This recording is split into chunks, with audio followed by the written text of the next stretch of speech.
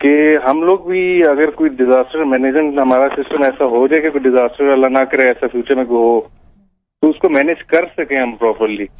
تو میرا بس یہی ان سے کوشچن ہے کہ ایسا وقت کبھی آئے گا بھی کہ نہیں آئے گا. جی عمر، آپ کا بہت بہت شکریہ کال کرنے کا.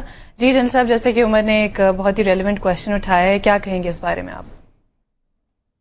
جی میں عمر صاحب کی توجہ جو ہے وہ میں ان سے اتفاق کرتا ہوں کچھ حد تک، لیکن ان کی توجہ اس طرف بھی مبذول کراؤں گا کہ کیا پاکستان نے 2005 کا جو سانحہ تھا یا 2007 کا جو سائیکلون اور فلڈنگ پنجاب سندھ اور بلوچستان میں اتنی شدید نوعیت کی ہوئی، اس کو کیا سکسیسفلی مینج نہیں کیا؟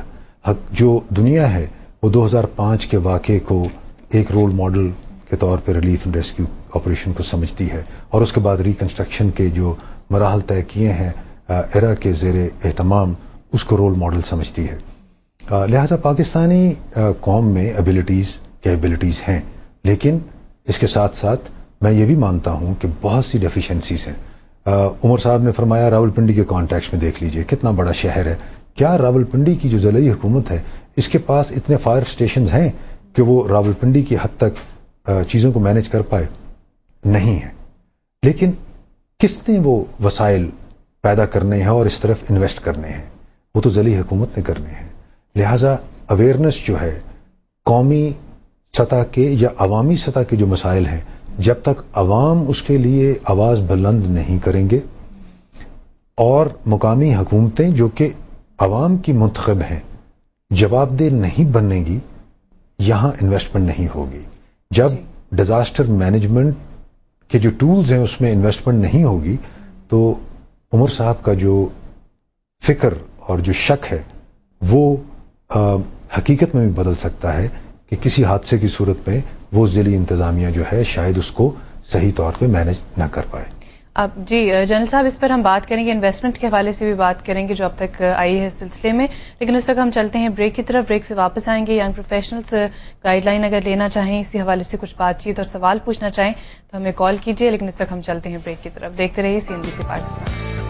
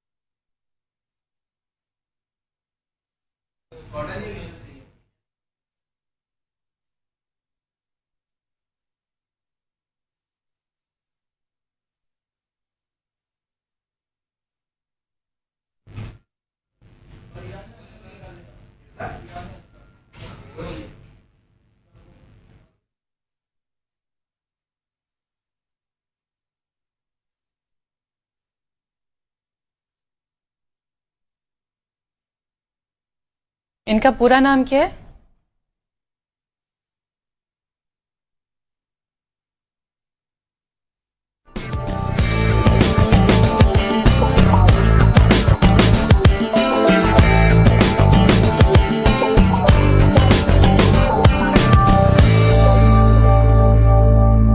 Welcome back. آپ دیکھ رہے ہیں ایگزیکٹو ڈائلاگ. سبین مشتاق کے ساتھ ہمارے ساتھ لیفٹیننٹ جنرل فاروق احمد خان موجود ہیں جو کہ چیئرمین ہیں NDMA کے.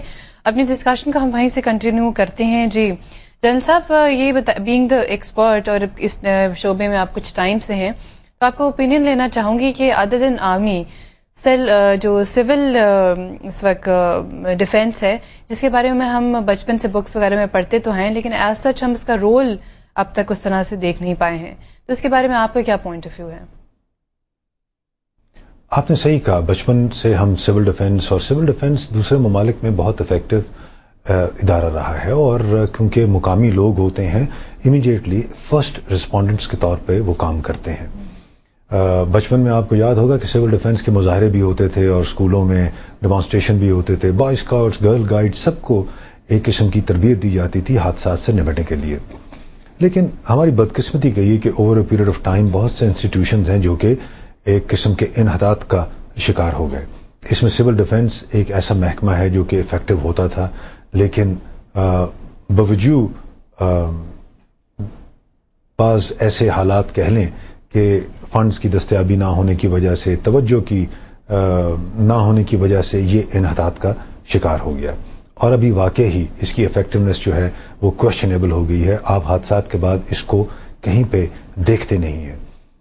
इस सिलसिले में जो हमारी मिनिस्ट्री ऑफ इंटीरियर है, हमने इनसे रिक्वेस्ट भी की है कि क्योंकि ये इनके नीचे ये इदारा आता है कि इसमें इन्वेस्टमेंट करने की ज़रूरत है, इसमें और इंटेलेक्चुअल कैपेसिटी इसकी और मैन पावर जो ह्यूमन रिसोर्स है वो इसका बेहतर होने वाला है, ताकि ये वॉलंटियर फोर्स होती है और इसको हम बहुत मुनासिब तरीके से और इफेक्टिव तरीके से इस्तेमाल कर सकते हैं। तो आपकी ऑब्जर्वेशन वजह है कि इसका रोल नज़र नहीं आया हमें 2005 के हादसे में और उसके बाद से। इसकी वजह बुनियादी तौर पे, जैसे मैंने आपसे अर्ज़ की, कि गैर तवज्जोही है, जिसकी वजह से ये ऑर्गेनाइजेशन जो एक ज़माने में बहुत इफेक्टिव होती थी, शायद अभी उसकी वो इफेक्टिवनेस नहीं रही। ब्रेक से पहले जहाँ पे हमारे पास एक कॉल आई थी उमर शफी की, और उन्होंने कुछ इंटरनेशनल स्टैंडर्ड्स के हवाले से पूछा था कि हम लोग उस तरह से काम करते हैं। मैं भी उसी को एक फॉलोअप क्वेश्चन मैंने उसी को एलैबोरेट करके पूछना चाहूँगी कि यहाँ पाकिस्तान में जितनी भी इस हवाले से जो ऑर्गेनाइजेशन है, तो वहाँ पे क्या इंटरनेशनल कोड्स जो हैं वो इम्प्लीमेंट किए जाते हैं? इंटरनेशनल जो कोड्स हैं वो मुख्तलिफ किस्म की एक्टिविटीज़ के बारे में है। मैं इसके ऊपर थोड़ा सा बाद में जिक्र करूंगा।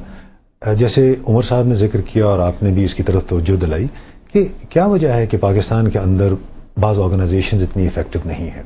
मैं मिसाल देता हूँ, हालांकि हमारी रेड क्रेसेंट जो है उसने बहुत अच्छे काम किए हैं, लेकिन जब मैं इसका मुआवजना करता हूँ से अपने बरादर ममालिक के साथ, लाइक ईरान हो गया, तुर्की हो गया और चीन हो गया, बाज़ यूरोपियन ममालिक के साथ, तो उनकी कैपेबिलिटी और कैपेसिटी बहुत ज़्यादा है।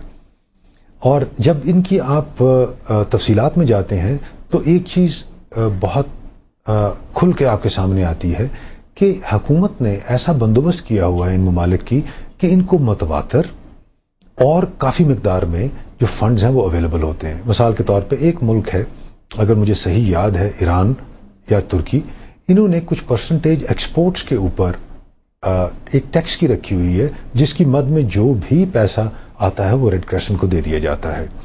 2005 के हादसे के बाद हमने देखा कि इन ममालिक की जो रेड क्रेसेंट्स थी वो इतनी स्ट्रॉन्ग ऑर्गेनाइजेशंस थी कि उन्होंने बहुत जो वसी इलाका था हमारा ज़लज़ला ज़दगान का, वहाँ पर लोगों को संभाला हुआ था।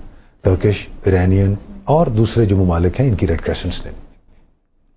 अभी आते हैं हम कोड्स की तरफ।